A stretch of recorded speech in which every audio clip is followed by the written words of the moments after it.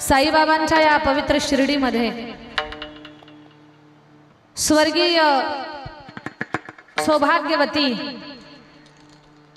लताबाई सोनवणे या स्वर्गीय मातृशक्तीचं पुण्यस्मरण आहे।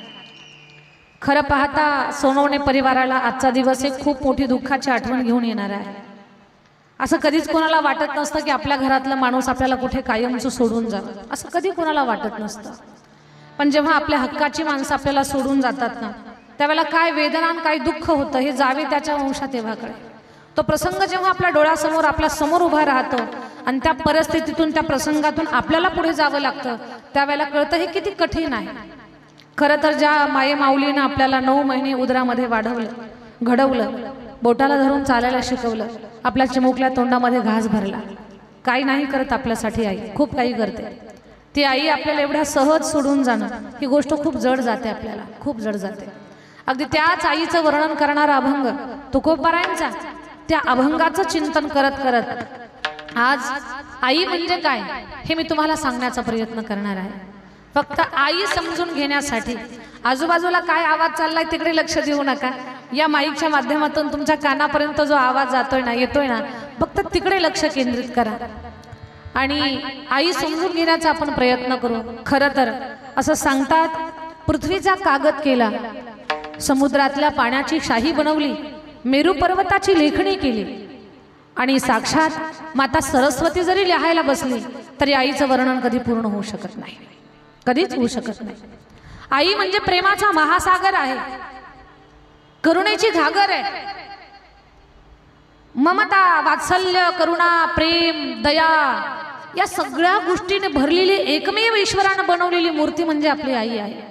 तिच्यासारखं प्रेम या जगाच्या पाठीवर कुणालाच करायला जमणार नाही, जिच्या प्रेमामध्ये स्वार्थ नाही, कुठला लोभ नाही, कुठली विकृती नाही, असं निर्विकार निर्मळ गंगेच्या पाण्या एवढं पवित्र प्रेम जिला करायला जमतं ना, तिला आपली आई म्हणतात। जीवनामधलं आईरूपी पात्र ज्या दिवशी हरवेल ना माझ्या ताई दादांनो, त्या दिवशी आपल्या मनाला समजावून सांगा, आपल्यावरती खरी प्रेम करणारी मूर्ती या जगातून कालबाह्य झाली किंवा ती बाजूला गेली। त्याच आईचं वर्णन या अभंगाच्या माध्यमातून मी करणार आहे। सर्वप्रथम या अभंगाचा अर्थ तुम्हाला सांगते, नंतर या प्रसंगाबद्दल बोलते आणि मग आई हा विषय आपण त्याच्यावरती चिंतन करू। विठ्ठल विठ्ठल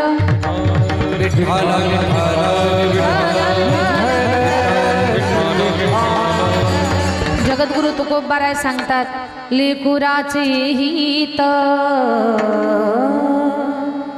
वाहे माऊलीचे चित्त।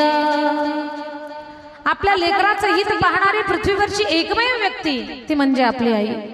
अखंड तिच्या चित्तामध्ये लेकराच्या बद्दलची काळजी, तळमळ, चिंता लागलेली असते। आईसी कळवळ्याची जाती करीला भावीन प्रीती। जगातली सगळी नाती स्वार्थानं जोडलेली आहेत, पण ज्या नात्यात कुठला स्वार्थच नाही ते एकच नातं आहे, ते म्हणजे आई। आ म्हणजे आत्मा, ई म्हणजे ईश्वर, आत्म्याला ईश्वराला जोडणारा दुवा म्हणजे आपली आई आहे। त्या आईचं मोल आम्ही शब्दामध्ये करू शकत नाही। साक्षात सरस्वती लिहायला बसली तर होऊ शकत नाही, आमच्यासारख्या पामर जीवानं आईचं काय वर्णन करावं। तिच्या प्रेमामध्ये कुठला स्वार्थ नाही, करी लाभावी न प्रीती। आई जे सहन करते ना ते कोणी सहन करू शकत नाही। 9 महिने 9 दिवस मांसाचा गोळा उदरामध्ये वाढवणं जेवढ्या सहज आपण बोलावं तेवढं सहज नाहीये। पोटी भारवाहे त्याचे सर्वस्व ही साहे, काही सहन करत नाही आपली आई। आणि एकच तुका म्हणे माझे तुम्हा संतावरी ओझे। नियोजित वेळेमध्ये आपण सेवा पूर्ण करणार आहोत। उन्हाळ्याचे दिवस आहेत, उन्हाचा खूप त्रास आहे, कुणाकडे लग्न आहे तर कुणाकडे काहीतरी कार्यक्रम आहे। हे सगळे कार्यक्रम अटेंड करण्यासाठी आपण आपली वेळेमध्ये सेवा पूर्ण करण्याचं काम करणार आहोत। अभंगाचा अर्थ तुमच्या समोर मांडलाय, आता आपण अभंगामध्ये प्रवास करण्याचा प्रयत्न करू। विठ्ठल विठ्ठल विठ्ठल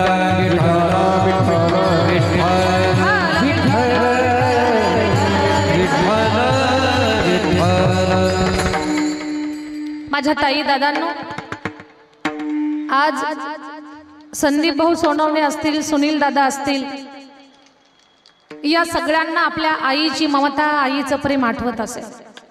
आज सगळा मित्रपरिवार आहे, आज नातेवाईक आहेत, आज पाहुणे रावळे आहेत, सगळ्या क्षेत्रातले, अगदी अध्यात्म, राजकारण, समाजकारण, अर्थकारण, शेती, उद्योग, व्यवसाय, व्यापार, सर्व क्षेत्रामध्ये असलेला त्यांचा मित्रपरिवार सगळे आलेले आहेत। पण या सगळ्या गर्दीमध्ये आई नाहीये। काय असते आई? आई प्रेमाचा सागर आहे।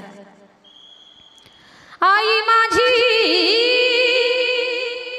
मायेचा सागर, दिला तिने जीवना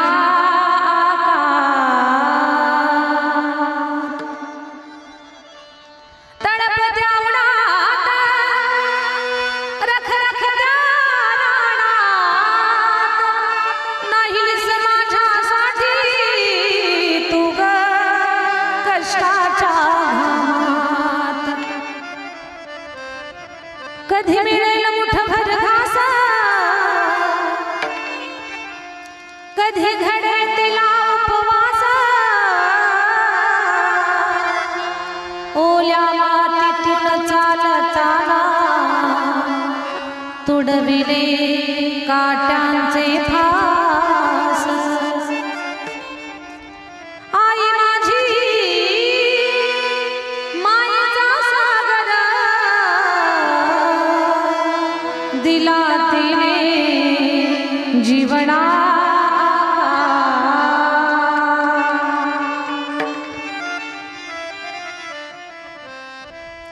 आईचं वर्णन करण्यासाठी शब्द कमी आहेत। आज आई हा शब्द जेव्हा आपल्या ओठावरती येतो त्यावेळेला आभाळा एवढं मन मोठं झाल्यासारखं वाटतं। ती सोबत असेल तर त्या आनंदाला पारावार नाही, आणि ती कायमची हरवली असेल तर दुःखाला काही कमी नाही। आज फक्त संदीप भाऊंच्या आईचीच आठवण आपण काढायची नाही, तर ज्यांची आई जगात आहे ते भाग्यवान आहेत, पण ज्यांची आई इहलोक सोडून गेलेली आहे त्यांनी आपल्या आईची आठवण काढायची, तिचा चेहरा डोळ्यासमोर आणायचा। आई तुझ्या मूर्तीवाणी या जगात मूर्ती नाही। लक्षात घ्या, एका लेकरासाठी त्याची माय त्याचं सर्वस्व असते, त्याची आई त्याचं सर्वस्व असते। रंभेला, अप्सरेला समोर उभं करा, पण कुरूप असणारी मायच लेकराला प्रिय असते। रंभेबद्दल त्याला मातृभाव निर्माण होत नाही। आई, आपली आई कुरूप असू द्या, ती जास्त शिकली नसू द्या, अडाणी असू द्या, पण तिच्या मायेच्या हातामध्ये जे भरलेला भाव आहे तो जगामध्ये कुणाकडे नाही, कुणाकडेच नाही। म्हणून आई तुझ्या मूर्तीवाणी या जगात मूर्ती नाही। अनमोल जन्म दिला ग आई तुझे, उपकार विसरा फिटणार नाही, उपकार फिटणार नाही। आणि एक गोष्ट ऐका माझ्या ताई दादांनो, आई आहे तोपर्यंत किती लोकांना कळते हा ज्याच्या त्याच्या पुण्याईचा भाग आहे बरं का। लौकिक वैभव ऐश्वर्य प्राप्त झालं की कदाचित अज्ञानानं माणसाला आपल्या माणसाची किंमत लागत नाही। अशी मोजकी माणसं असतात संदीप दादांसारखी की ज्या आईमुळे हे सगळं आपल्याला वैभव तिच्या आशीर्वादानं प्राप्त झालंय, तिच्या आठवणीमध्ये आपण काहीतरी भव्य केलं पाहिजे की जेणेकरून तिच्या पवित्र आत्म्याला सद्गती प्राप्त झाली पाहिजे। ही अशी मोजकी मुलं असतात, मोजकी लेकरं असतात, पण बऱ्याच ठिकाणी आम्ही असं पाहतो खूप ऐश्वर्य प्राप्त झालं की मग माई बापाला मुलांना द्यायला वेळ सुद्धा मिळत नाही। आपल्या आई वडिलांपेक्षा या जगात कोणतीच गोष्ट मोठी नाही। तुम्ही म्हणाल ताई कोणत्या काळातलं बोलता? मी या 20व्या शतकातलं बोलते आणि भारत देशातलं बोलते। या देशाची संस्कृती, या देशाची परंपरा, या देशाची रीत आहे ज्येष्ठांचा मान ठेवणं, त्यांचा आदर करणं। बालपणी आपल्याला ज्यांनी वाढवलं घडवलं, म्हातारपणात त्यांना आपण वेळ देणं। खरं तर त्यांचं मन कुठे गुंतलेलं नसतं। आता वयोवृद्ध काळामध्ये जेव्हा वय माणसाचं वाढतं ना त्यावेळेला व्यवहारातलं मन हळूहळू बाजूला आलेलं असतं, मग त्यावेळेला त्यांना फक्त आपल्या प्रेमाच्या शब्दांची गरज असते। तुम्ही त्यांना खायला काय देता तिकडे लक्ष नाही त्यांचं, फक्त आपली लेकरं 2 वेळा आपल्याला विचारतात का आई तू बरी आहेस का, बाबा तुम्ही बरे आहात का, एवढं विचारलं तरी त्यांचं पोट भरत असतं। मला एक गोष्ट सांगायची तुम्हाला, फक्त माझं बोलणं लक्ष देऊन ऐका. आई आहे तोपर्यंत किती लोकांना कळते हा ज्याच्या त्याच्या पुण्याईचा भाग आहे, पण आई गेल्यानंतर तिची आठवण माणसाला पावला पावलाला, प्रत्येक क्षणाला आणि प्रत्येक श्वासाला तिची आठवण येते, तिची जाणीव होत असते. आई गेल्यानंतर माझ्या ताईनो आई दिसते दारात काढलेल्या रांगोळीमध्ये, तुळशीला लावलेल्या दिव्यामध्ये, चुलीच्या तोंडाला फुगलेल्या भाकरीमध्ये, देवघरातल्या देवांमध्ये आणि वासराला चाटणाऱ्या गायीमध्ये आपली माय दिसते. हंबरुण वासराले चाटती जव्हा गाय, तव्हा मले तिच्या मंदी दिसते माझी माय, दिसते माझी माय. हंबरुण वासराले, हंबरुण वासराले चाटती जव्हा गाय, तव्हा मले तिच्या मंदी दिसते माझी माय, दिसते माझी माय. आया माया सतत होत्या होतो जव्हा काना, दुष्काळात आईचा माझ्या आटला होता पाना. पिठामंदी पिठामंदी पिठामंदी पाणी टाकून मले पाजत जाय, तव्हा मले तिच्या मंदी दिसते माझी माय, दिसते माझी माय, दिसते माझी माय. आई गेल्यानंतर आई दिसत असते, आईचा भास होत असतो. वर्षभरामध्ये या भावंडांना आईची प्रसंगानं आठवण आली असेल, जाणीव झाली असेल, कधी चुकले सुद्धा असतील आणि अचानक तोंडातून आई हा शब्द सुद्धा बाहेर पडला असेल, पण पुन्हा मनाला समजावून सांगितलं असेल की अरे आपली आई तर या जगात आता कुठे राहिली. माझ्या ताई दादांनो, माझ्या शब्दाकडे थोडंसं लक्ष द्या. हे कीर्तन ऐकत असताना तुमचे सुद्धा डोळे अश्रूने डबडबतील, मन भरून येईल आणि घरी जेव्हा जाल असेल तर आईच्या चरणाला मिठी माराल, नसेल तर तिच्या फोटोकडे पाहून आणखी रडाल. फक्त कान देऊन ऐकायचे तुम्हाला. आई आपल्या जीवनामध्ये एवढी महत्वाची आणि एवढी मोलाची आहे. आई आपलं जीवन घडवण्याचं काम करत असते. लहानपणी आपल्याला वाढवते, तिच्या अगदी रक्त मांसापासून आपण तयार होतोय. 9 महिने 9 दिवस तिच्या उदरामध्ये आपली वाढ होते. ती खूप सांभाळते आपल्याला, आपली खूप काळजी घेते. या जगात आल्यानंतर ती आपल्याला दूध पाजते. देवानं निर्माण केलेल्या सृष्टीमध्ये आईच्या दुधाशिवाय खाण्यायोग्य आपल्यासाठी काहीच नसतं. जन्माला आल्यानंतर ती एवढी काळजी घेते आपली. एक सोपं उदाहरण सांगते मी तुम्हाला. माझा थोडा आवाज वाढवा, बॉक्स मॉनिटरचा आवाज. माझ्या बोलण्याकडे लक्ष द्या. मडके घडवत असताना कुंभार दादाची जेवढी जबाबदारी आहे ना, मातीला आकार देत असताना कुंभार दादाची जेवढी जबाबदारी आहे, त्याही पेक्षा लेकरू घडवत असताना आईची मोठी जबाबदारी आहे. तुम्ही म्हणाल दीदी हे कसं, तर मी तुम्हाला पटवून देते. उदाहरण सगळ्यांनी कान देऊ नये का. कुंभार दादा माती तुडवत होते, चिखल बनवत होते. कुंभार दादा चिखल तुडवताय. खरं तर विश्वाच्या मालकाला सुद्धा कुंभार दादाची उपमा दिलेली. फिरत्या चाका वरती देशी मातीला विठ्ठला तू वेडा कुंभार, विठ्ठला तू वेडा कुंभार. कुंभार दादा माती तुडवत होते. माती तुडवत असताना त्यांच्या पत्नीने विचारलं, का हो आता काय बनवणार आहात तुम्ही. कुंभार दादांना सांगितलं, सध्या चिलीमचा खूप जमाना आहे, मी चिलीम बनवणार आहे. पत्नी बोलली, का हो एवढे उन्हाळ्याचे दिवस आता तोंडावरती आलेले आहेत, तुम्ही जर चिलीम बनवली धंदा होईल, आपल्याला पैसे पण मिळतील खूप, पण चिलीम ओढून बऱ्याच लोकांचं जीवन बर्बाद होईल. पण एक काम करा ना, उन्हाळ्याचे दिवस आहेत, तुम्ही मडके बनवा, मडके. तुम्ही मडके बनवले ना तर खूप लोक मडके विकत घेतील, आपलाही धंदा होईल, भरपूर पैसे मिळतील, लोक थंडगार पाणी पितील तर आपल्याला सुद्धा आशीर्वाद मिळेल आणि लोकही शांत राहतील. माझ्या बोलण्याकडे लक्ष द्या माझ्या ताई दादांनो. कुंभार दादाचा निर्णय बदलला. कुंभार दादा अगोदर चिलीम बनवणार होते, मग त्यांनी मडकं बनवायचं ठरवलं. माती घेतली, त्या चाकावरती भरली आहे आणि चाक फिरवू लागले आणि मातीला आकार देत आहेत. मातीला आकार देत असताना मातीताई बोलली, ए कुंभार दादा काय बनवणार आहेस तू?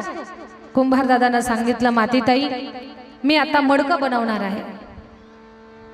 माती बोलली, दादा तू चिलीम बनवणार होता ना, मग आता तू मडकं बनवायचा का निर्णय घेतला?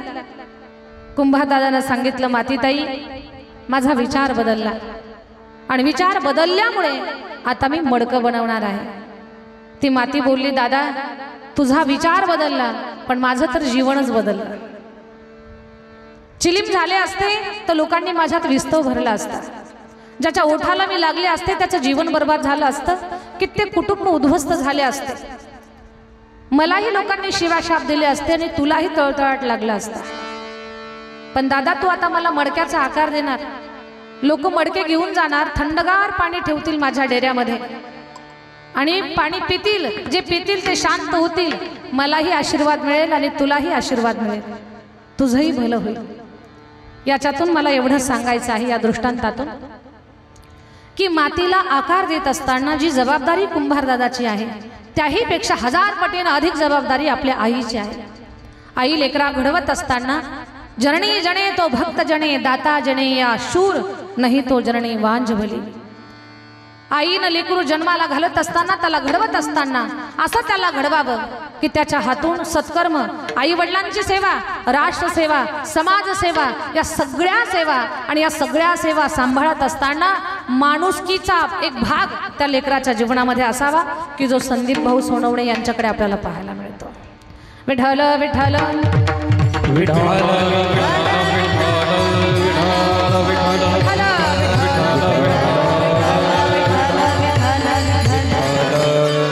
या जगाच्या पाठीवर सगळ्यात मोठं पात्र जर कुठलं असेल तर ते आपल्या आईचं आहे. सबसे बडी है माँ पगले, सबसे बड़ी है माँ पगले, सबसे बड़ी है माँ पगले, सबसे बड़ी माँ, माँ से बढ़कर कोई नहीं रे, माँ से बढ़कर कोई,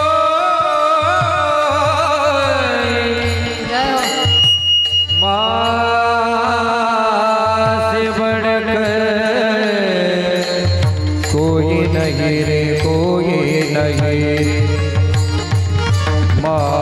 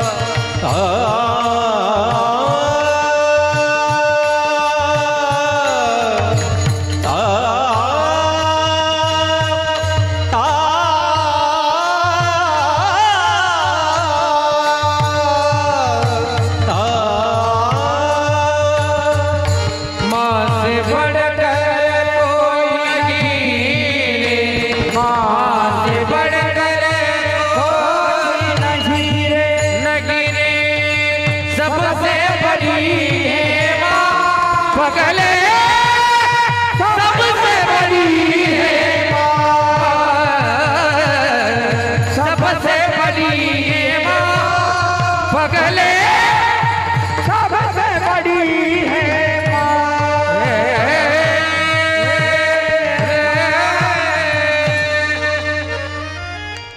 खूब सुंदर गाना, खूब छान। सबसे बड़ी है माँ, माँ से बढ़कर कोई नहीं है। आईपेक्षा जगाच्या पाठी दुसरं कोणी मोठं नाही। माझ्या ताई दादांनो, आईच्या आठवणीमध्ये तुम्ही आम्ही रडावं यात नवल नाही। आईच्या आठवणीमध्ये विश्वाचा मालक सुद्धा रडला, जगाचा बाप सुद्धा आईच्या आठवणीमध्ये रडतो। याच्यासाठी मी तुम्हाला उदाहरण सांगते। पहिला प्रसंग ऐका रामायणातला। सध्या भारत देशातलं वातावरण राममय आहे। राम म्हणजे जीवनाची सुरुवात आहे, राम जीवनाची सांगत आहे। जन्म आणि मृत्यूच्या मधल्या प्रवासात जर राम आठवला तर जीवन आराम आहे, राम नाही आठवला तर जीवन हराम आहे। पण जीवन रामच आहे। झोपेतून उठलो तर पहिला राम राम आहे, आणि उठलोच नाही तर कायमचा राम राम आहे, पण रामच आहे। रामायणातला प्रसंग आहे, तो प्रसंग ऐकण्या अगोदर ऐका। जन्म जन्म की खोज बताई, राम से चलते राम पे आए। प्रेम कोई हम और न जाने, राम से रूठे राम से माने। मंगल भवन अमंगल हारी, द्रव सुदशरथ अजर बिहारी। राम सिया राम जय जय राम, राम सिया राम जय जय राम। राम सिया राम जय जय राम, भजन राम सिया राम जय जय राम। मंगल भवन अमंगल हारी, द्रव सुदशरथ अजर बिहारी। राम सिया राम जय जय राम, राम सिया राम जय जय राम। राम राम राम सीता राम राम राम राम सीता राम राम राजा राम राम राम सीता राम राम राजा राम राम सीता राम। प्रभु रामचंद्र भगवान की जय। आईच्या आठवणीमध्ये देव रडला कसा ते कानदेव नाही का। मर्यादा पुरुषोत्तम राघवेंद्र सरकाराला वनवास मिळाला। विचार करा, ज्या राजकुमाराला अयोध्येची राजगादी मिळणार होती, पण त्या राजकुमाराला वनवास प्राप्त झाला। पण एवढ्या चांगल्या संस्कारामध्ये स्वतः ईश्वराचा अवतार असणारे राम, संस्कार एवढे सुंदर, सावत्राईची आज्ञा मान्य केल्याने राम वनवासाला निघाले। राम वनवासाला चालले तर सोबत पत्नी आहे, एक भाऊ आहे, तिघजण वनवासाला निघाले। पुढे गेले, महाराष्ट्रात नाशिक मध्ये आले तर पंचवटीतून पत्नी चोरी गेली। सीतामाईचा शोध घेत घेत पुढे निघाले तर जटायू महाराजांचा उद्धार केला आणि शबरी आईची भेट झाली। ती शबरी आई रामरायाची वाट पाहत होती। लहान असताना तिनं घर सोडलं आणि मतंग ऋषीच्या आश्रमामध्ये तिथे सेवा करत राहिली। तिची सेवा, तिची श्रद्धा, तिचा भाव पाहून आणि गोष्ट लक्षात घ्या, शबरी आईची कथा आपल्या सगळ्यांना माहिती आहे। भिल्लाची मुलगी होती ती, पण तिच्या लग्नाला 1000 बकऱ्यांचं दावण, 1000 बकऱ्यांचं मांस लोकांना खाऊ घालायचं होतं। ती म्हटली, बाबा हे बकरे कशासाठी बांधलेले आहेत? बेटा, उद्या तुझं लग्न आहे आणि तुझ्या लग्नामध्ये या बकऱ्यांचं मांस आपल्या पाहुण्यांना खाऊ घालायचं। हे मद्याचे डेरे, मदिरा त्यांना प्यायला द्यायची, तेव्हा आपले पाहुणे खूप खुश होतात। पाहुणे असे असतील तर मुखिया कसा असेल त्यांचा। काही गोष्टी लक्षणावरून ओळखून घ्यायच्या असतात। आचार कुलम आख्याती, देशम आख्याती भाषणम, संभ्रम स्नेहम आख्याती, वपूर आख्याती भोजनम। याचा अर्थ काय? आचार कुलम आख्याती, तुमचा व्यवहार, तुमचं आचरण, तुमचं वागणं याच्यावरनं तुमचं कुळ लक्षात येतं। आचार कुलम आख्याती, देशम आख्याती भाषणम, तुम्ही कोणत्या भागातले आहात ही तुमची भाषा सांगते। तुमच्या बोलण्यावरनं तुमचा प्रांत, तुमचा देश किंवा तुमचं कोणत्या एरियात, तुमच्या कोणत्या प्रदेशात राहतात ते लक्षात येतं। देशम आख्याती भाषणम, संभ्रम स्नेहम आख्याती, तुमच्या चेहऱ्यावरच्या हावभावावरनं समोरच्या व्यक्तीबद्दल तुमच्या अंतःकरणात किती आदर आहे हे लक्षात येतं। आणि तुम्ही काय खाता हे तुमच्या तब्येतीवरून लक्षात येतं। तसं हे पाहुणे असे तर मुखिया कसा असेल? सगळे आसुरी प्रवृत्तीचे। पण विचार करा, एवढ्या आसुरी प्रवृत्तीच्या परिवारामध्ये, या अपवित्र कुळामध्ये एवढी कुलवान पवित्र अशी ही माई शबरी कशी जन्माला आली? जसे हिरण्यकश्यपूच्या पोटी भक्त प्रल्हाद जन्माला आले, तसाच या भिल्लाच्या पोटी ही भगवत भक्त कन्या जन्माला आली। ती शबरी आई विचार केला तिनं, माझ्या लग्नासाठी जर हे बिचारे बकरे मरत असतील तर मी बिना लग्नाचे राहिले तर कुठे काय बिघडला? रात्रीतून घर सोडलं, जंगलामध्ये जाऊन राहते। 3 दिवस तर मेलेल्या उंटाच्या पोटाजवळ राहिली। का? माझा वडील जंगलाचा राजा आहे, जंगलाचा कोपरानं कोपरा शोधून काढल, माझा शोध घेईल आणि माझं लग्न लावून देईल, बिचाऱ्या बकऱ्यांना मरावं लागेल। म्हणून उंटाच्या पोटाजवळ 3 दिवस थांबली ती। म्हटली सगळीकडे पाहतील पण या मेलेल्या उंटाजवळ येणार नाहीत, कारण इथे माणसाचं थांबणं राहणं शक्य नाहीये, माणसाला घाणेरडा वास सहन होत नाही। कंटाळून शिपाई सगळे वापस गेले। शबरी आई म्हटली आता आपल्या पाठीमागची चिंता संपली, कथा सगळ्यांना माहिती आहे, तरी श्रद्धेनं ऐका। शबरी आई झाडावर जाऊन बसली। तिनं पाहिले काही साधू वाटेवरनं जातात। तिने ठरवलं मी माझ्या जीवनामध्ये आता काय करणार, अशी लपून छपून बसणार, त्याच्यापेक्षा काहीतरी आपण सेवा कर्म केली पाहिजे। लक्षात घ्या, काही ना काही कर्तव्य, सेवा, जबाबदारी माणसानं पार पाडलीच पाहिजे। रिकाम टेकड्या माणसाला जगातही किंमत नाही, देवाजवळही काही त्याला किंमत नाही। काम करणाऱ्या, कर्तृत्व करणाऱ्या माणसाचा गौरव देवा समाजाला जसा आहे तसा देवाला सुद्धा त्यांचा गौरव असतो। रिकाम टेकडी माणसं देवाला सुद्धा आवडत नाहीत। शबरी आईनं विचार केलं, उभं आयुष्य असंच कमी झाडावर राहून निवांत फळं खाऊन राहायचं, या संताची सेवा करू। पण सेवा स्वीकारतील का नाही हा संशय मनामध्ये, तर न सांगता चोरून सेवा केली। आता पगार देऊन नीट लोक सेवा करत नाहीत, चोरून कधी सेवा करणार आहेत? सेवा काय करू कळत नव्हतं, तर शबरी आईनं हातानं रस्ता झाडून काढला। माझ्या शब्दाकडे लक्ष द्या माझ्या ताईंनो, देव असेल, संत असेल, यांची सेवा आपण जेवढ्या मनोभावे करू तेवढं त्याचं मोठं फळ असतं। शबरी आईनं हातानं रस्ता झाडला। याच्यातून एक गोष्ट सांगेन मी तुम्हाला, कधी मठ मंदिरामध्ये गेलात ना तर कधीतरी झाडून काढण्याची सेवा करा, कधीतरी मंदिरातला कचरा बाजूला काढण्याची सेवा करा। एक चोरानं भगवान शंकराच्या मंदिरामध्ये स्वतःच्या अंगावरचा कपडा घेतला, त्याला तिथे चोरून आणलेलं धन पाहायचं होतं। त्यानं कपडा काढला, अस्वच्छता होती, कचरा होता, तर अंगातल्या कपड्यानं त्यानं मंदिर थोडंसं स्वच्छ केलं, तर भगवान भोलेनाथानं त्याला कुबेराचं पद दिलं, कुबेर बनवलं त्याला, कुबेर।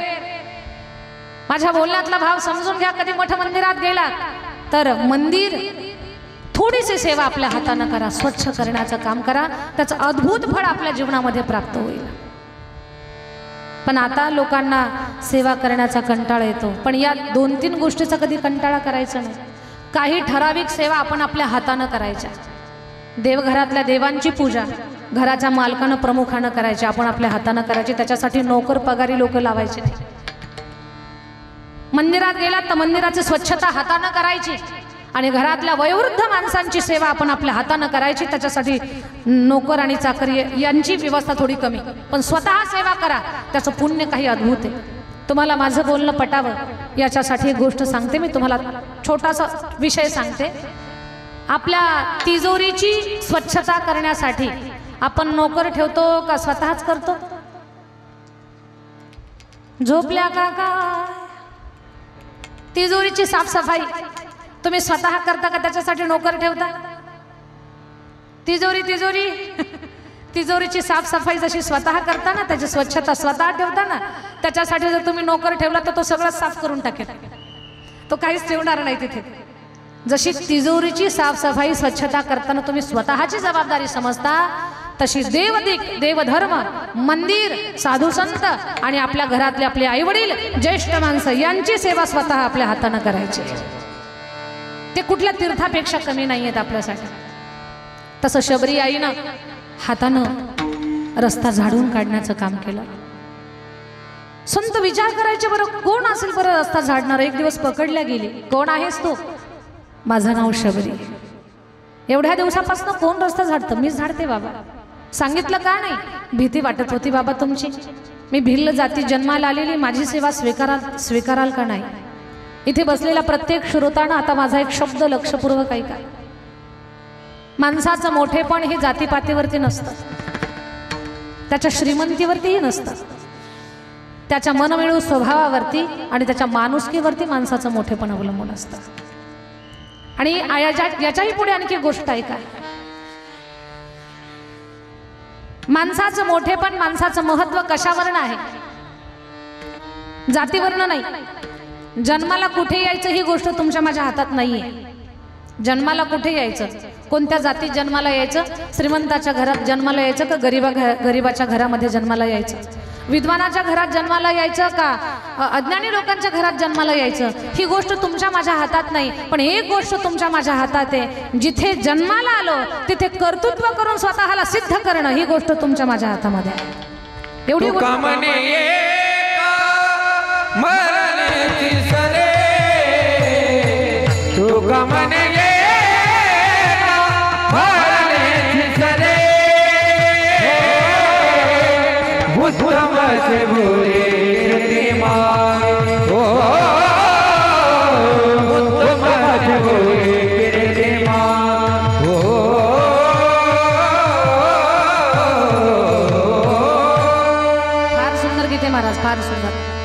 कर्तृत्व करणं, चांगली कर्म करणं, आपल्या कर्माचा ठसा लोकांच्या मनावर उमटवणं, ही गोष्ट आपल्या हातामध्ये. शबरी आईची जात महत्वाची नाहीये.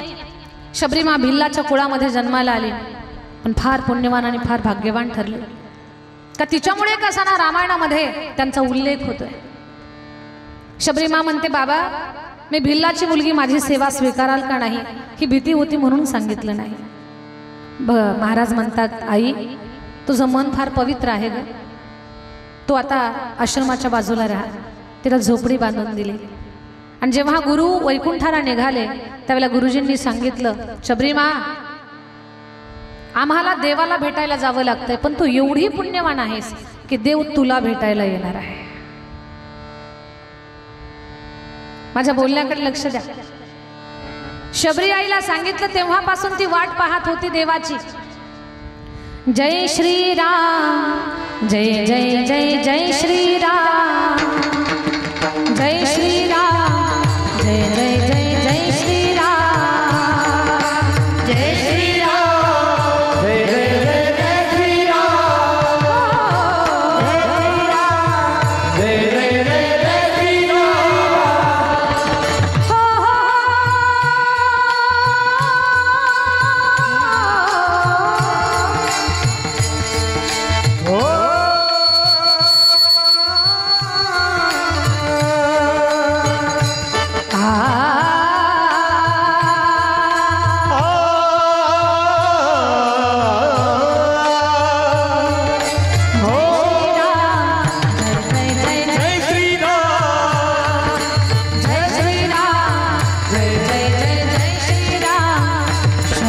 मगन है राम भजन में, शबरी मगन है राम भजन में, राम रस की आस है मन में, राम रस की आस है.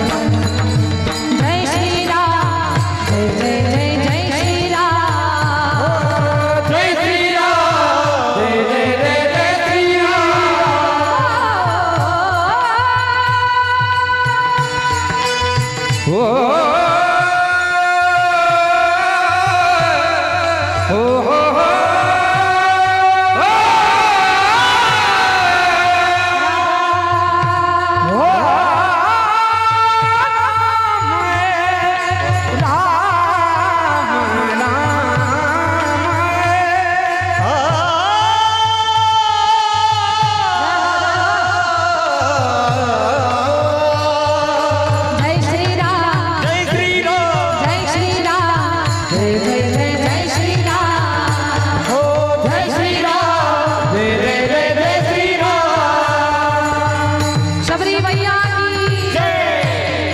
शबरी आई वाट पाहत होती। शबरी मगन है राम भजन में, राम दरस की आस है। वाट पाहत होती। मेरे झोपड़ी के भागा खुल जाएंगे राम आएंगे, मेरे झोपड़ी के भागा खुल जाएंगे राम आएंगे। मेरे झोपड़ी के भागा खुल जाएंगे राम आएंगे, मेरे झोपड़ी के भागा खुल जाएंगे राम आएंगे। माझ्या ताई दादांनो, साईनाथाच्या पवित्र दरबारामध्ये आहात। माझी विनंती तुम्हा सगळ्यांना, आपल्याला कीर्तन कळतं तर कीर्तनात बसलोय आपण, दोन्ही हात प्रेमाने वरती घ्या आणि आमच्या सोबत भजन करा। मेरे झोपड़ी के भागा खुल जाएंगे राम, जय हो। मेरे झोपड़ी के भागा खुल जाएंगे राम।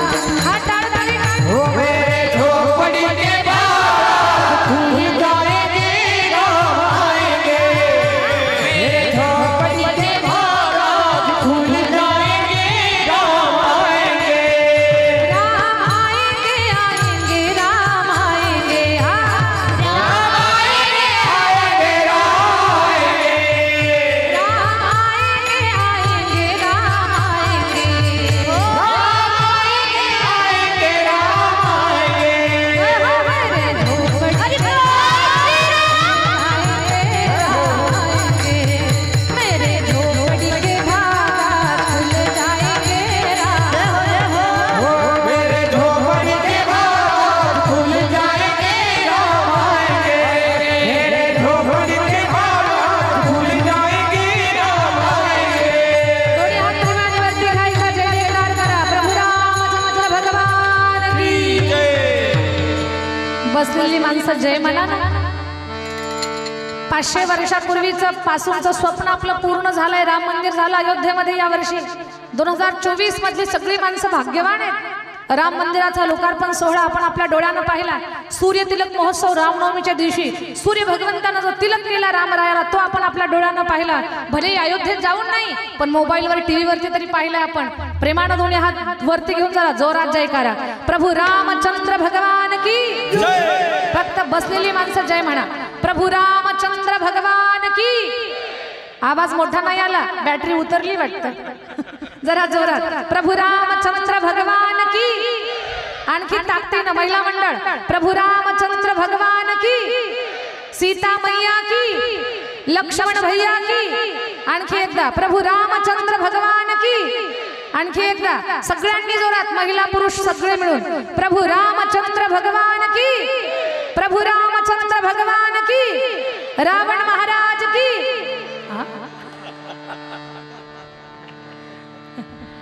रावण महाराज की जय नाही करायचं, फसवलंय मी तुम्हाला। इथे फसला ते फसला, दुसरीकडे कुठे फसू नका। विठ्ठल विठ्ठल।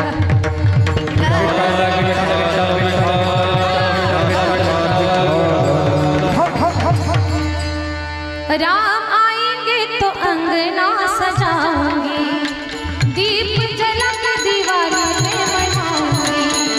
मेरे जन्मों के सारे पाप मिट जाएंगे राम आएंगे, मेरे झोपड़ी के भागा खुल जाएंगे राम।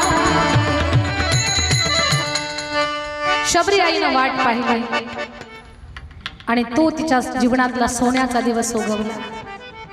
साक्षात परब्रह्म भगवान परमात्मा शबरी आईच्या झोपडीवरती चालत आले। माझ्या ताई दादांनो, भगवंताचा जो वनवासाचा मार्ग होता ना, त्या मार्गावर शबरी माँ नव्हती। तब्बल 250 किलोमीटर अपोजिट होती। पण भक्ताचा भाव, त्याची इच्छा, त्याची तळमळ पूर्ण करण्यासाठी देव 250 किलोमीटर अनवाणी पायानं गेला। आणि भगवान परमात्मा शबरी आईच्या जेव्हा झोपडीवर गेले ना, शबरी आईला काय करू ते सुचना। तिला देवाचे पाय धुवायचे, पण तिच्याकडे पाय धुण्यासाठी पात्र नाही। शिर्डीकर, तिच्याकडे पात्र नव्हतं। जेव्हा तिला भूक लागत होती तेव्हा ती हाताने फळं तोडून खात होती, आणि तहान लागत होती तर ओंजळीनं पाणी पित होती। तिनं तिच्या जीवनामध्ये कुठल्या पात्राचा, ताटी वाटी लोटीचा संग्रहच केला नाही तिनं। फक्त रामाची वाट पाहत राहिली. तिच्याकडे पात्र नव्हतं. ऐका शिर्डीकर, शबरी आईकडे पात्र नव्हतं, पण देवाचे पाय धुण्याची पात्रता होती. आपली घरं पात्रानं गच्च भरली आहेत, पण आपल्याकडे पात्रता मिळवायची आपल्याला. नाही म्हणायचं नाही, हार मानायचं नाही. माणूस आहोत आपण, आणि स्वभाव आहे माणसाचा, तो कधीच हार मानत नाही. प्रयत्नशील राहायचं. आज नाही उद्या, उद्या नाही परवा, पण एकदा का असं ना मला देव भेटला पाहिजे, त्याची भक्ती माझ्या जीवनामध्ये घडली पाहिजे. शबरी आईनं देवाच्या चरणाखाली हात घातले, चरणावर माथा टेकवला, खूप रडली. आपल्या डोळ्यातल्या अश्रूंनी भगवंताचे पाऊल धुवून काढले. तिची इच्छा पूर्ण झाली आणि तिनं बोराची फळं, बोरं देवाला खायला दिली. बोरं खात असताना भगवान परमात्मा मिटक्या मारत बोरं खातात, पण लक्ष्मणजी म्हणतात, दादा प्रत्येक बोर टोचलेलं आहे. आई शबरीनं सांगितलं, देवा क्षते खगांची नभेत देवा, मीच चाखला स्वये गोडवा. मी माझ्या शुद्ध दाताने ती चाखून पाहिलं. शुद्ध दाताने म्हटलं की लक्ष्मणजीचं लक्ष तिच्या दाताकडे गेलं, कारण तिनं कधी ब्रशही केलेला नव्हता.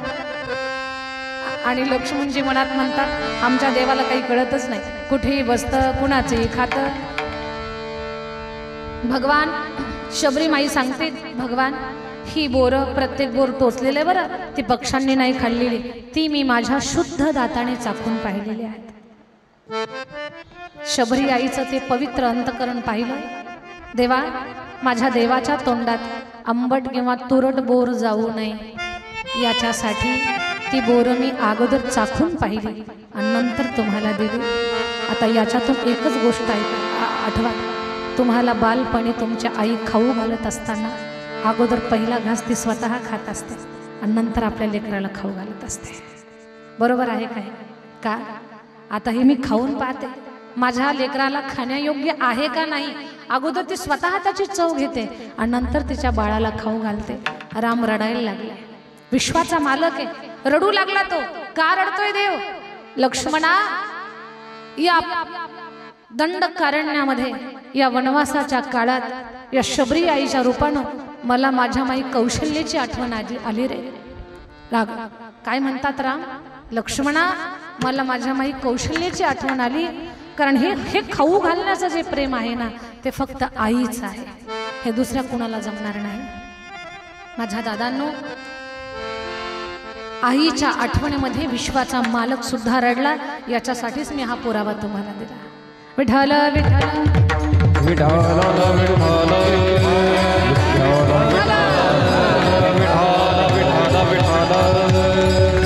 14 वर्ष राम आईच्या आठवणीमध्ये रडत होते, नवल नाही.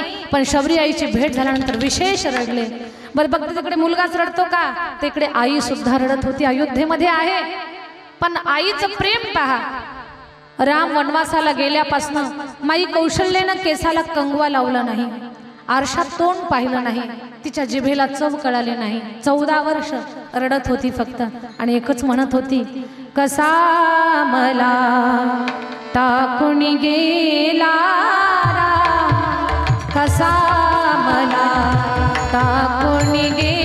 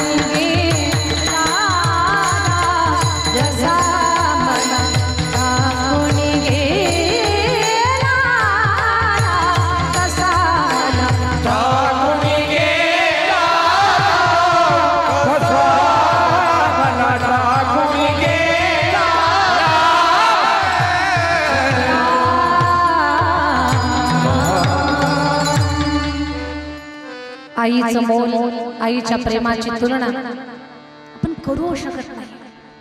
प्रचंड प्रेम करणार आपली मातृशक्ती. राम वनवासाला गेले तर माई कौशल्या म्हणत होती, माझा राम मला सोडून गेला. आणि आज स्वर्गीय लताई सोनवणे या सोनवणे परिवाराला कायमच्या सोडून गेल्या. आज परिवार म्हणतोय आमचा माणूस कुठे, आमची मातृशक्ती आमच्या डोळ्याला दिसत नाही. पण या आईचं आपल्या जीवनामध्ये काय योगदान आहे, काय मोल आहे. संत काय तोंड भरून वर्णन करतात अभंगाचं पहिलं चरण. लेकुराचे हिता, लेकुराचे हिता, लेकुराचे हिता,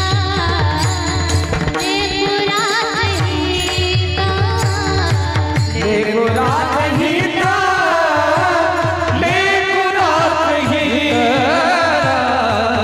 लेकुराचे हिता, लेकुराचे हिता,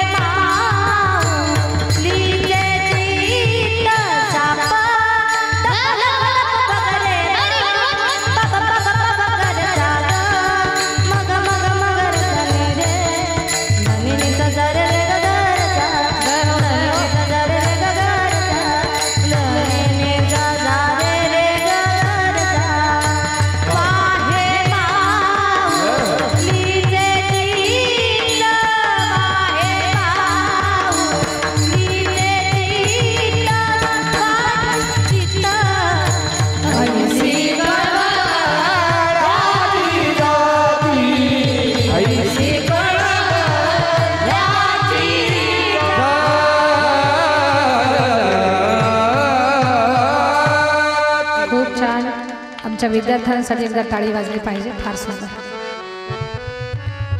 लेकुराचे हित वाहे माऊलीचे अभंगाच्या पहिल्या चरणामध्ये जगद्गुरु तुकोबाराय आईचं अंतकरण सांगतात.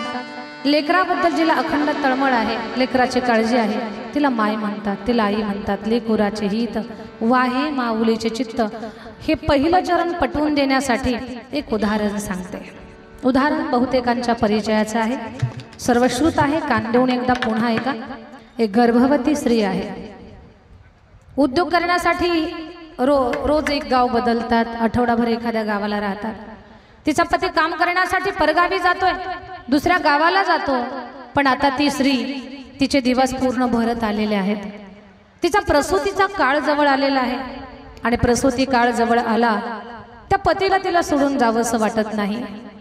पण ती म्हणते, मालक आता काळजी करू नका, माझी चिंता करू नका, तुम्ही काम करण्यासाठी जा आणि मला असं वाटतं की तुम्हाला येईपर्यंत मी काही प्रसूत होणार नाही, माझी चिंता करू नका.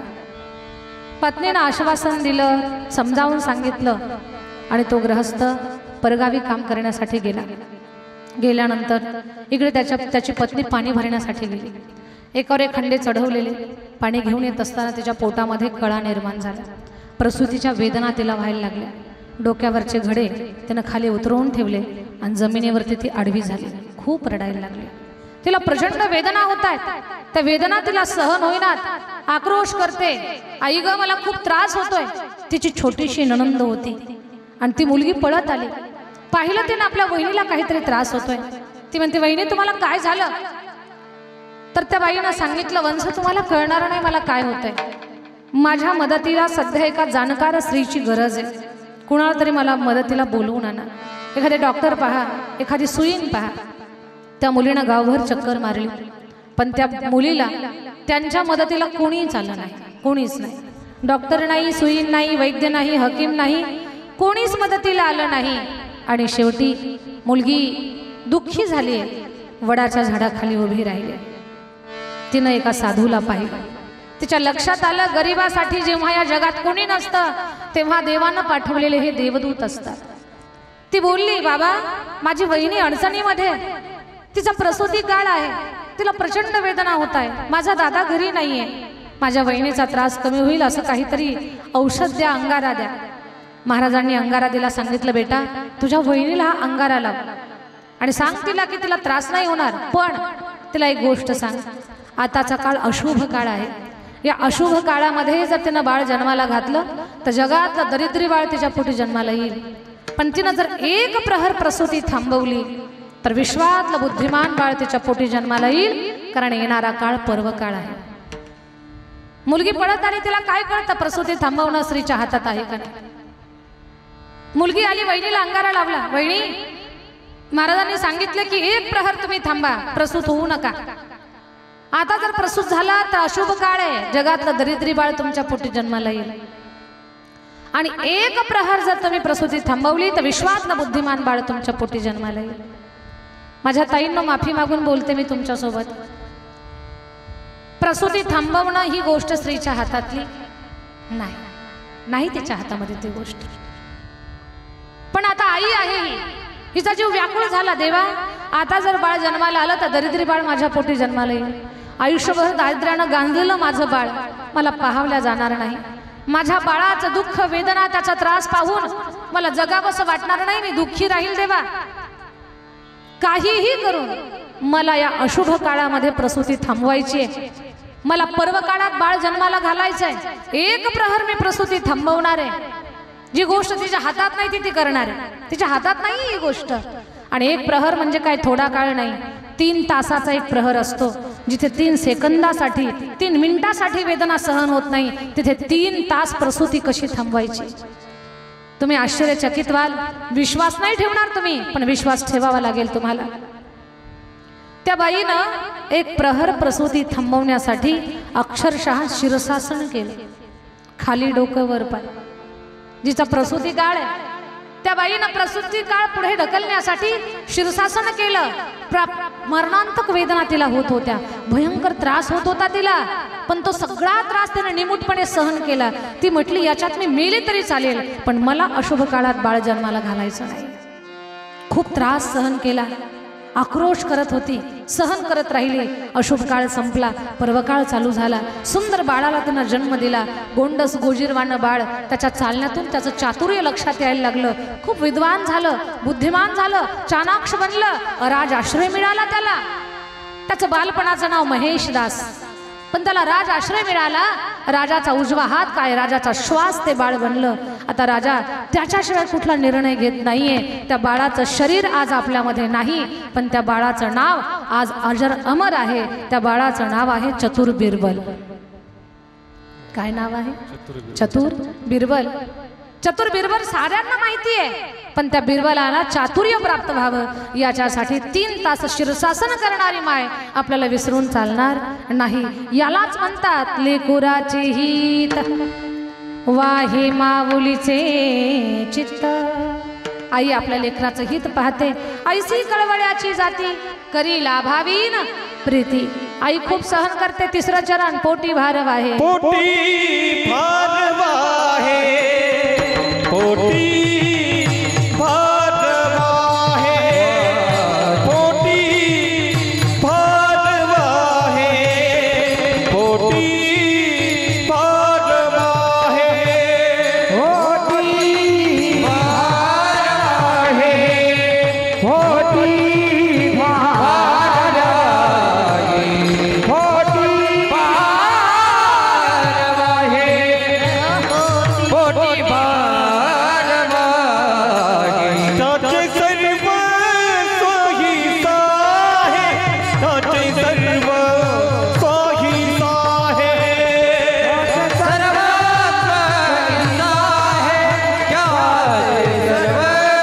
सहीसा है त्याचे सर्व सहीसा आहे त्याचे सर्व सहीसा आहे त्याचे सर्व सहीसा आहे त्याचे सर्व सहीसा आहे ऐसी कळवळाची जाती ऐसी कळवळाची जाती ऐसी कळवळाची जाती ऐसी कळवळाची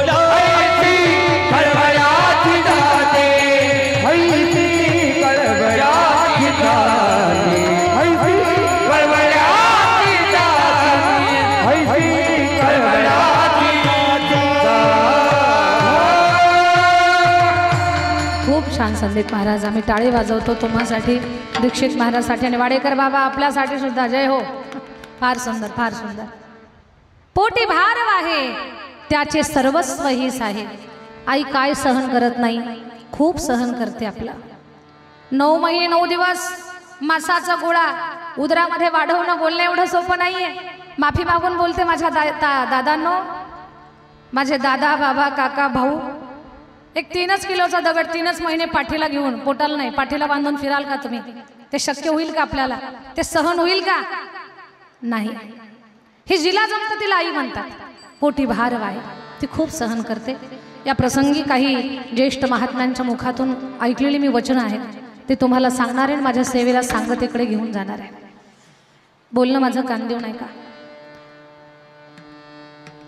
आता माय बापाबद्दल आताची थोडीशी काही पिढी ही थोडी कृतज्ञ झालेली आहे, कृतज्ञ नाही. सोनवणे परिवारासारखे असे काही परिवार आहेत की ते कृतज्ञ आहेत, जाणीव आहे त्यांना. पण काही मुलं अशी आहेत की त्यांना जाणीव नाही राहिलेली मायबापाच्या कष्टाची. कुत्र्याला गाडीत घेऊन फिरतील आणि मायबापाला पायी चालवायला लावतील. कुत्र्याला ताटात घेऊन जेवतात, मायबापाला कुत्र्यासारखी भाकरी फेकून वाढतात. मायबापाला कुत्र्यासारखी भाकरी फेकून वाढा, पण आशीर्वाद दिल्याशिवाय राहणार नाही.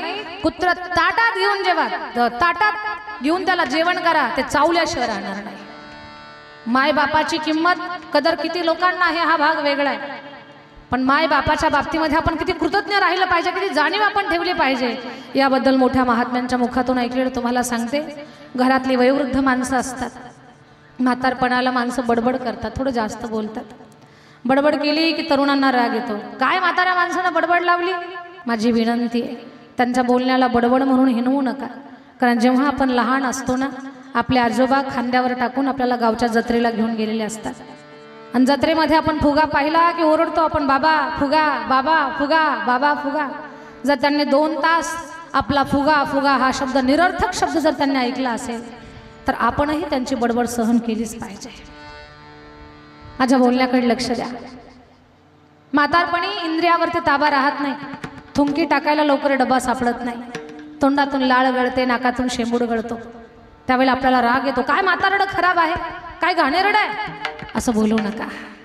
जेव्हा तुम्ही लहान होता तेव्हा तुमच्या सुद्धा नाकातोंडातून लाळ आणि शेंबूड गळत होता. तुमच्या आजोबानं डोक्यावरच्या फेट्यानं, बापानं खांद्यावरच्या पंचानं आणि आईनं प्रसंगी जरीच्या पदरानं तुमचं नाकतोंड पुसलंय. मग त्यांचा तिरस्कार का करता?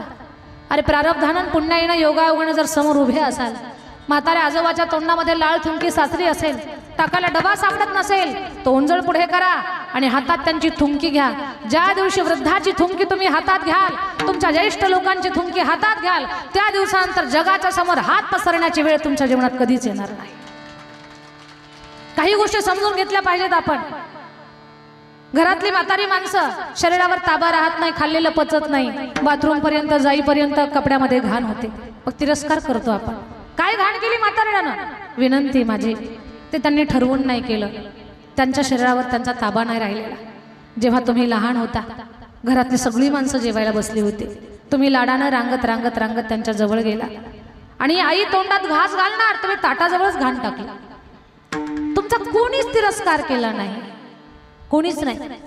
अगोदर तुम्हाला स्वच्छ केलं, आपली स्वच्छता केली, आपली व्यवस्था लावली आणि नंतर माई जेवायला बसली. जर त्यांनी एवढं सहन केलं असेल तर आपण त्यांचा तिरस्कार का करायचा? माझ्या दादांनो, म्हातारी माणसं घोरतात तर आपल्याला राग येतो. काय घोरताय ती? आपली झोप खराब करताय. नका त्यांचा तिरस्कार करू, कारण आपण झोपावं म्हणून त्यांनी कितीतरी रात्री जागरण केलेलं आहे. आपल्याला झोप लागावी म्हणून आपल्या आईनं ताल सूर कळत नसताना सुद्धा तिनं आपल्यासाठी अंगाई गायलेली. आपली आई बोलली आपल्यासाठी, गाय झोपली गोठ्यात घरट्यात चिवताई, परसात वेली वारा झोपल्या गजाई जुई, मीठ पाकळ्या डोळ्यांच्या गाते तुला मी अंगाई. आज माझ्या पाडसाला झोप का येत नाही, निंबोणीच्या झाडामागे चंद्र झोपला बाई. आपल्याला झोप लागावी म्हणून तिने अंगाई गायली. आता तिला म्हातारपणी आपण त्रास द्यायचा नाही, कुठल्याच आपल्या घरातल्या ज्येष्ठ लोकांना त्रास द्यायचा नाही. पुण्यवान आहेत, खूप मोठं पुण्य म्हणावं लागेल. स्वर्गीय सौभाग्यवती लताबाई भीमाशंकर सोनवणे आईचं काय पुण्य आहे लक्षात घ्या. मरण तर कुणाला चुकत नाही, त्या वाटेवर सगळ्यांना जायचं आहे. पण ज्या आईच्या आठवणीमध्ये भगवत चिंतन घडतंय हे त्या माय माऊलीचं पुण्य आहे. स्वर्गीय लताईंचं विशेष पुण्य त्यांच्या जीवनातलं ऐका. ज्या दिवशी स्त्रीचं लग्न होतं, तिच्या कपाळावरती कुंकू लागलं जातं, भांगात सिंदूर भरल्या जातो ना, त्या दिवसापासून प्रत्येक स्त्रीची आस असते, इच्छा असते की हे सौभाग्याचं लेणं घेऊन मी जगाचा निरोप घ्यावा. हेच सौभाग्याचं लेणं घेऊन ज्या स्त्रीला या जगाचा निरोप घेता येतो ना, समजावं त्या स्त्रीला इच्छा मरण प्राप्त झालंय. त्याला इच्छा मरण म्हणतात. आणि हे इच्छा मरण स्वर्गीय लताईंच्या जीवनामध्ये प्राप्त झालं. त्यांचं जीवन सफल झालेलं आहे. फार कष्टातून, पराकाष्ठेतून, कष्टातून त्यांचं जीवन घडलेलं. कैलासवासी लताबाई भीमाशंकर सोनवणे यांचे 11 एप्रिल 2023 रोजी दुःखद निधन झालेलं आहे. कैलासवासी दामोदर दळवी यांच्या घरी त्यांचा जन्म झाला. त्यांचे वडील न्यायालयात क्लर्क होते. त्यांना 2 भाऊ 2 बहिणी असा गोंडस परिवार होता. आणि आदरणीय भीमाशंकर सोनवणे यांच्याशी जेव्हा त्यांचा विवाह झाला त्यावेळेला म्हणजे दादांना भाई म्हणायचे. तेव्हा भाई उच्च माध्यमिक शाळेमध्ये शिक्षक होते. परिस्थिती थोडीशी हलाखीचीच होती, पण त्यांनी 2 मुलं 2 मुली या छोट्याशा त्यांच्या परिवाराचा खूप चांगल्या पद्धतीने सांभाळ केला. 6 भाऊ 3 बहिणी असा खूप मोठा भाईंचा परिवार होता, एकत्र परिवार. या सगळ्यांची जबाबदारी स्वर्गीय लताई यांच्यावरती होती. आणि ज्येष्ठ असल्या कारणानं सगळी जबाबदारी या दाम्पत्यावरती, भाईंवरती आणि लताईंच्यावरती. पण ही जबाबदारी त्यांनी खूप चांगल्या पद्धतीने पार पाडली.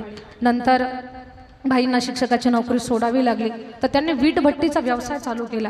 वीटभट्टीच्या व्यवसायातून हळूहळू आपला धंदा पाहत आपल्या परिवाराची उन्नती, लेकरांना चांगलं शिक्षण, या सगळ्या गोष्टी त्यांनी दिल्या. अतिशय शांत स्वभाव, सर्वांमध्ये मिळून मिसळून राहणारा स्वभाव, अतिशय धार्मिक वृत्ती. आणि मग मुले सुनील भाऊ आणि संदीप भाऊ, तसेच रेणुकाताई, स्मिताताई या त्यांच्या मुली आहेत.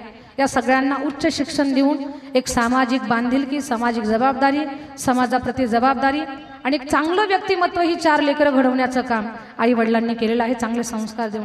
आज या 4ही भावंडाचं मी नाव घेतलं की सुनील दादा असतील, संदीप भाऊ असतील, स्मिताताई असतील, रेणुकाताई असतील, ही बहीण भावंड आज यांच्या जीवनामध्ये जे सगळे सुखाचे दिवस आहेत ना, हे सगळे त्यांच्या आईवडिलांचे श्रेय आहे, त्यांचे उपकार आहेत. त्यांच्या संस्कारातून हे सगळं त्यांचं वैभव आहे.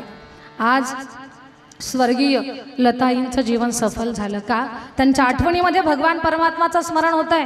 प्रमाण देतात साधू संत, याच्यासाठी केला होता अट्टहास, याच्यासाठी केला होता अट्टहास, याच्यासाठी केला होता अट्टहास, याच्यासाठी केला होता अट्टहास, याच्यासाठी केला होता अट्टहास.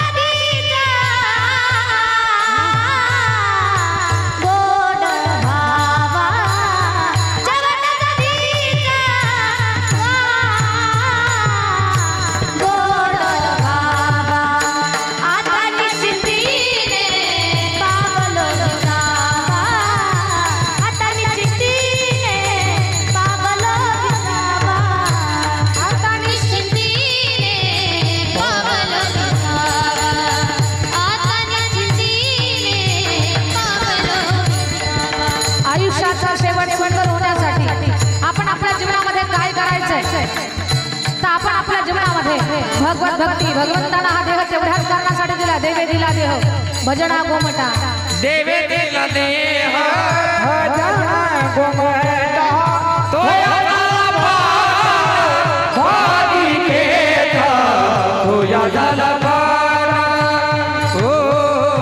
भगवंतानं सुंदर देह भक्ती भजन करण्यासाठी दिलेला आहे। मग या गावाला येऊन चांगली कर्म करायची। लताईनं त्यांचं जीवन सफल करून घेतलं, लेकरांना घडवलं आणि लेकरांनी सुद्धा आईच्या ऋणाची परतफेड हरिकीर्तन सत्संग नामस्मरण याद्वारे केलेलं आहे। आता श्राद्धाच्या दिवशी पिंडदान या सगळ्या गोष्टी केल्या असताना कीर्तनाची काय गरज? तर कीर्तन म्हणजे जीवनाची सफलता आहे।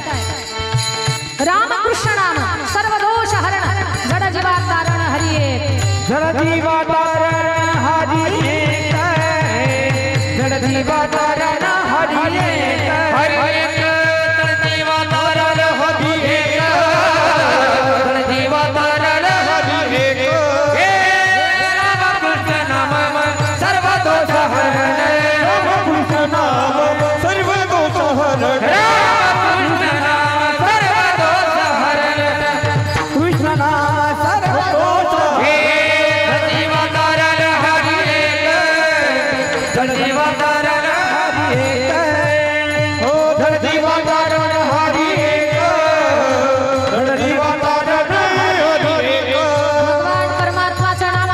सफल करताय ही जीवनाची सफलता। आता याच्या पाठीमागे आपण आयुष्याला संपलंय पण आपण आपल्या जीवनामध्ये चांगली काय कर्म केली हीच कीर्ती राहते। पुन्हा तुका म्हणे एका मरणेची सरे उत्तमची उरे कीर्ती मागे उत्तमची उरे कीर्ती मागे उत्तमची उरे कीर्ती मागे उत्तमची उरे कीर्ती मागे उत्तमची उरे कीर्ती मागे कीर्ती मागे उत्तमचे गुरे कीर्ती मागे उत्तमचे गुरे कीर्ती मागे उत्तमचे गुरे कीर्ती मागे कमणे मरणेची सरे उत्तमची उरे कीर्ती मागे उत्तमची उरे कीर्ती कमणे मरणेची सरे उत्तमची उरे कीर्ती मागे उत्तमची साईबाबांच्या या पवित्र नगरीमध्ये पूर्ण उभं आयुष्य ज्यांचं व्यतीत झालं, बाबांचं कितीतरी वेळा दर्शन झालं असेल, समाधीला डोकं टेकलं असेल, बाबांचा आशीर्वाद घेऊन जीवनामध्ये उन्नती लेकरा बाळांच्या भरभराटी ज्या माये माऊलीनं डोळ्यानं पाहिली आणि अगदी चांगली कर्म करून शेवटही साईबाबांच्या दरबारामध्ये या पवित्र नगरीमध्ये झाला। आता बस साईनाथाच्या चरणी एकच प्रार्थना आहे, भगवान या पवित्र आत्म्याला तुझ्या चरणाजवळ जागा दे आणि विनंती एवढीच असू दे माझ्या लेकरा बाळांवरती तुझा कृपा आशीर्वाद तुका म्हणे पितृ आशीर्वाद देती कल्याण इच्छिती सदा त्यांचे। मेरे घर के आगे साईनाथ तेरा मंदिर बन जाए मेरे घर के आगे साईनाथ तेरा मंदिर बन जाए मेरे घर के आगे साईनाथ तेरा मंदिर बन जाए मेरे घर के आगे साईनाथ तेरा मंदिर बन जाए खिड़की खोलो तो तेरा दर्शन हो जाए तब खिड़की खोलो तो तेरा दर्शन हो जाए मेरे घर के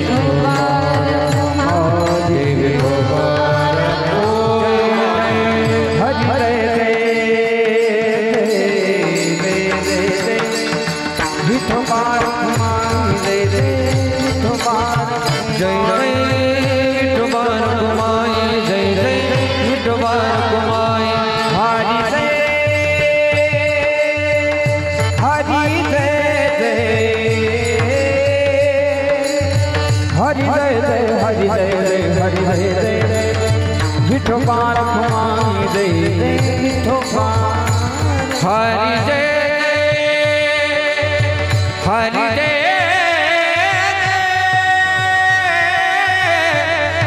हरी जय हरी जय विठोबा रखुमाई जय जय विठोबा रखुमाई हरि हरि जय हरि जय जय हरि जय जय जय जय जय विठोबा रखुमाई जय जय विठोबा हरि जय जय विठोबा रखुमाई विठोबा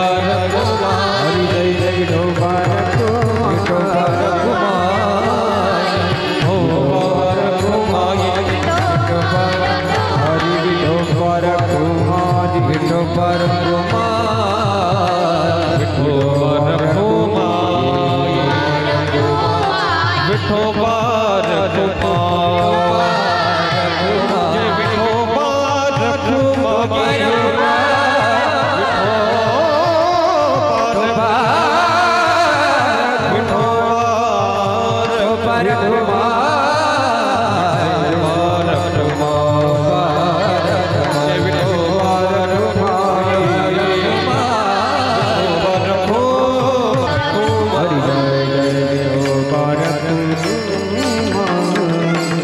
विठोबा रखुमाई हरि जय जय जय विठोबा रखुमाई विठोबा रखुमाई विठोबा रखुमाई विठोबा रखुमाई विठोबा रखुमाई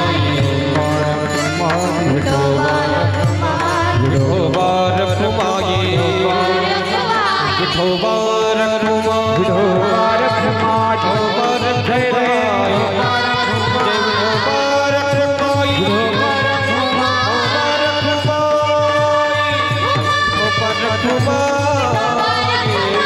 हरि जय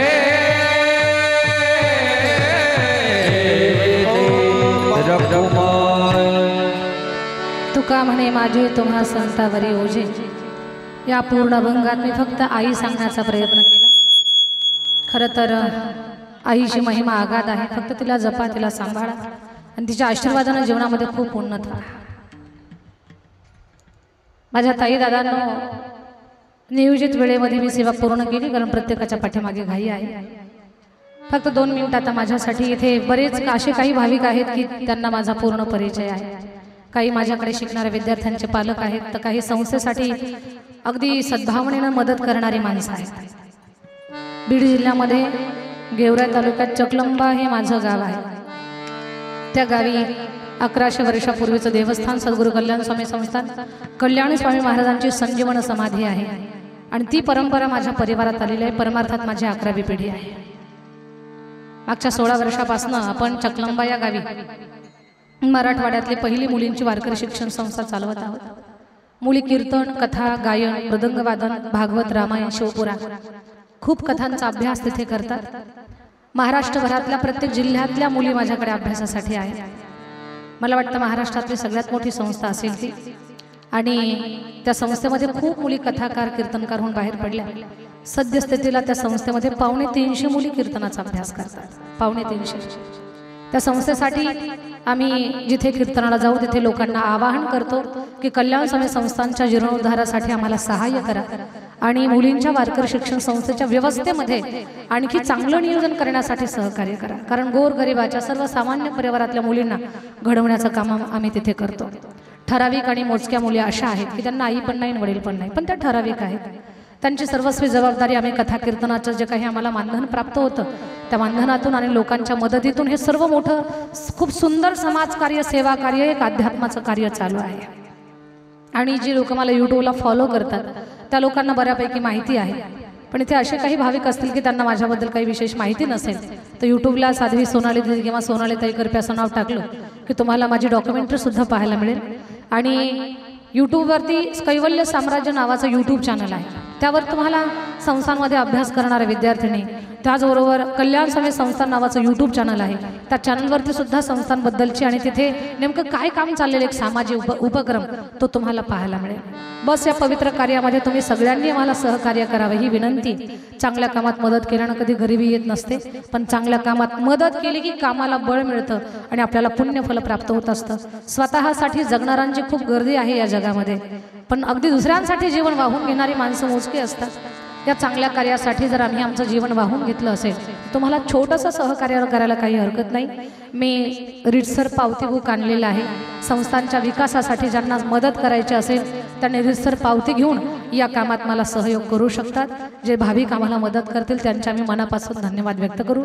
झालेली सेवा खरं तर आमचे जगताप साहेब आणि संदीप भाऊ जगताप, संदीप भाऊ बागुल, आमचे अशोक भाऊ आंबडकर, ही सगळी मंडळी आणि या सगळ्यांच्या मध्ये ज्यांचा सहभाग झाला असे संदीप दादा सोनवणे, ही सगळीच मंडळी कल्याण समिती संस्थांच्या विकास कामासाठी मदतगार आहेत, मदतशील आहेत, नेहमीच पॉझिटिव्ह असतात की आपण या संस्थांना सहकार्य करायचं. यांचेही मनापासून धन्यवाद व्यक्त करते आणि जी भाविक आता नव्यानं मदत करतील त्यांची मदत स्वीकारू. या गोष्टीची नोंद घ्या. झालेली सेवा माऊलींच्या चरणी अर्पण करून वाणीला मी विराम देणार आहे. सगळ्यांनी कान देऊ नाही का? आता लोकांकडे पैसा आहे, पद आहे, प्रतिष्ठा आहे, पण त्यांच्या मुलांच्या बाबतीमध्ये ते असमाधानी आहेत का? तर संस्काराचे कमी आहे. खूप लाड झालं की लेकरं बिघडतात, पण लेकरांना शिक्षणासोबत संस्कार किती महत्त्वाचे आहेत त्याच्यासाठी एक आध्यात्मिक वातावरण, आध्यात्मिक वलय आपल्या आजूबाजूला, आपल्या घरात, आपल्या परिसरात असणं फार गरजेचं आहे. तोच भाव डोळ्यासमोर ठेवून नादब्रह्म वारकरी शिक्षण संस्था आयोजित भव्य बाल संस्कार शिबिर, वारकरी सुसंस्कार शिबिर आमचे हरिभक्त परायण संतोषजी महाराज दीक्षित यांनी आयोजित केलेलं आहे. आणि हे शिबिर कुठे भरणार आहे? मुक्काम पोस्ट पिंपळस, नगर मनमाड रोड लगत मठाचा रोड, तालुका राहता, जिल्हा अहिल्यादेवी नगर या ठिकाणी हे शिबिर भरणार आहे. तर ज्या मुलांना हरिपाठ, ज्ञानेश्वरी, भगवद्गीता, मनाचे श्लोक, जे काही आई वडिलांचं दर्शन घेणं असेल, आपण आपल्या लहान लेकरांना काय वळण लावलं पाहिजे ते सगळे संस्कार या शिबिरामध्ये दिल्या जातील. तर या संदर्भात विशेष माहिती घेण्यासाठी आपण दीक्षित महाराजांच्या सोबत संपर्क करावा ही सगळ्यांना विनंती. हां, काही मान्यवर बोलणार आहेत.